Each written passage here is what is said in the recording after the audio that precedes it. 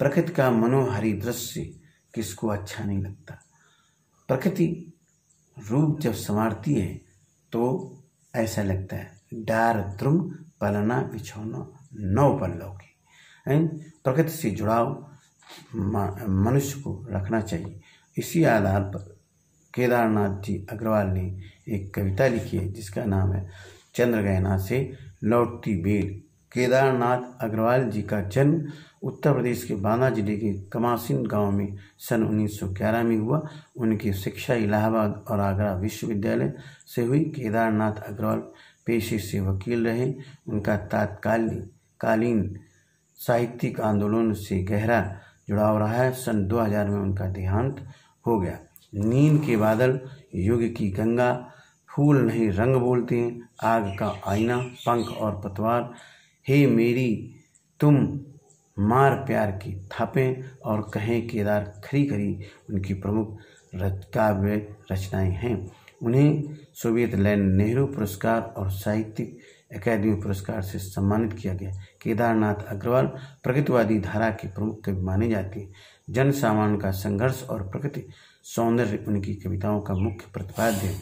उनके यहाँ प्रकृति का यथार्थवादी रूप व्यक्त हुआ है जिसमें शब्दों का सौंदर्य है, ध्वनियों की धारा है और है स्थापत्य की कला। संगीतात्मकता उनकी काव्य की एक अन्यतम विशेषता है। बुंदेलखंडी समाज का दैनिक जीवन अपने खुलेपन और उमंग के साथ उनके काव्य में अभिव्यक्त हुआ है। केदार कविता की भाषा को लोक भाषा के निकट लाते हैं और ग्रामीण जीवन से जुड़े बिंबों को आत्मीयता के साथ प्रस्तुत करते हैं। प्रस्तुत कविता जो है चंद्रगहना से लौटती बेर में कवि का प्रकृति के प्रति गहन अनुराग व्यक्त हुआ है। वह चंद्रगहना नामक स्थान से लौट रहा है। लौटते हुए उसके किसान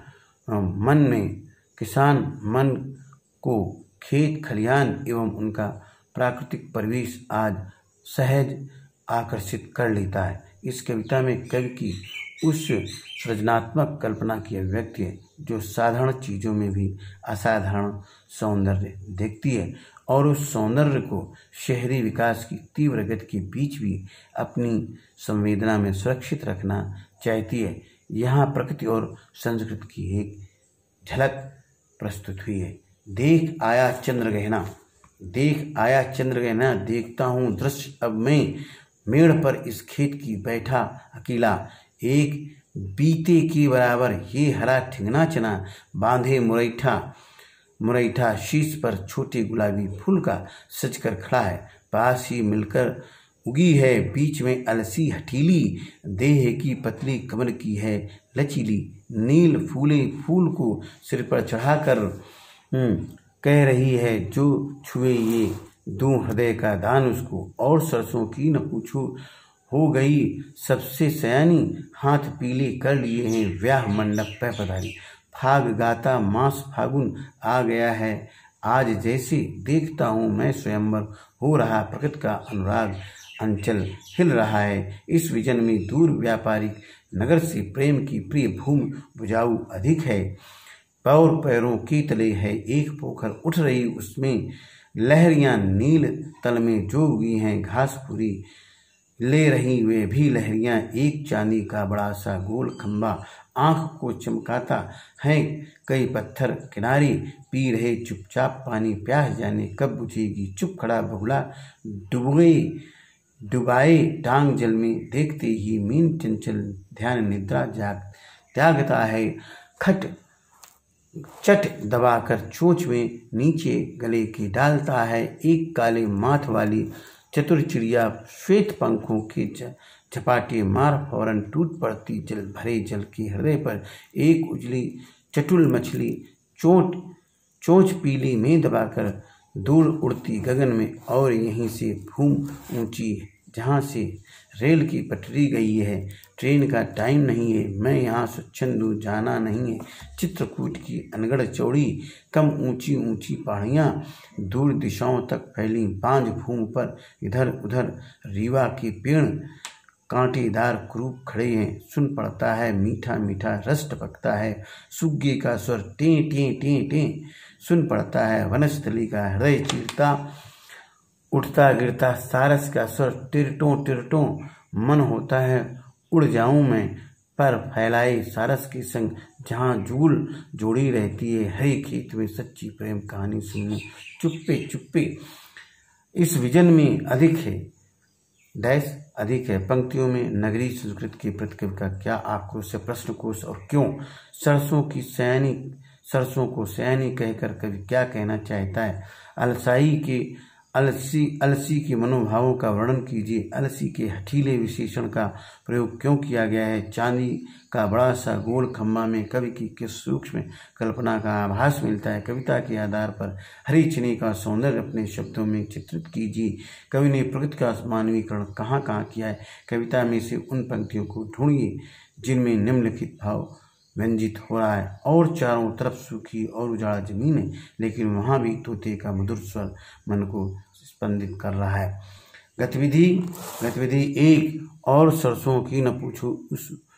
उस उक्ति में बात को कहने का एक खास अंदाज है। हम इस प्रकार की शैली का प्रयोग कब और क्यों करते हैं। काले माथे और सफेद पंखों वाली चिड़िया आपकी दृष्टि में किस प्रकार के व्यक्तित्व का प्रतीक हो सकती है। देहात का दृश्य अरहर कल्लों से भरी हुई फलियों से झुकती जाती है। उस शोभा सागर में कमला ही कमला बस लहराती है। सरसों दानों की लड़ियों से दोहरी सी होती जाती है। भूषण का भार संभाल नहीं सकती, कट बल खाती है चोटी उसकी हिरण खुरी के फूलों से गूंथ का सुंदर अन आमंत्रित आप वो लंगा है, इंगित करता हिल हिल कर हैं मसें भींगती, गेहूं की तरुणाई फूटी आती है। यौवन में माती मटर बेल अलियों से आंख लड़ाती है। लोने लोने वे घने चने क्या बने बने इतलाते हैं। देखिए ये काव्य पंक्तियाँ हैं।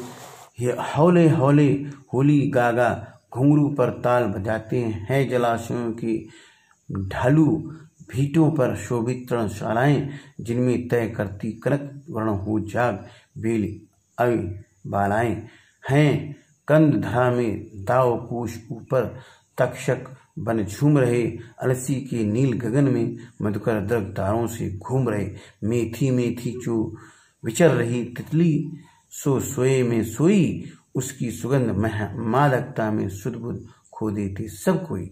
देखिए आप ये जो कविता में आए प्रश्न उनको आप समझ लें। बीते के बराबर छोटा सा एक बालिश्त, इतना बालिश्त जो एक वयस्क हाथ से अंगूठे की इधर दूरी तक अंगुली तक की लंबाई, ये लंबाई यहाँ से यहाँ तक की लंबाई एक बिलस्त कहलाती है। एक बीते के बराबर लगभग 22.5 सेंटीमीटर। ठिगना नाटा छोटा, मुरैठा पगड़ी, हठीली जिद्दी फाग, होली के आसपास गाया जाने वाला लोकगीत। पोखर छोटा तालाब, चमकाना चकाचौंध पैदा करना, चट तुरंत झपट्टे मारना झपटना, चटुल चतुर चालाक, रीवा रेवा एक पेड़ जो कुछ कुछ बबूल के पेड़ से मिलता है, जुगुल युगल दो।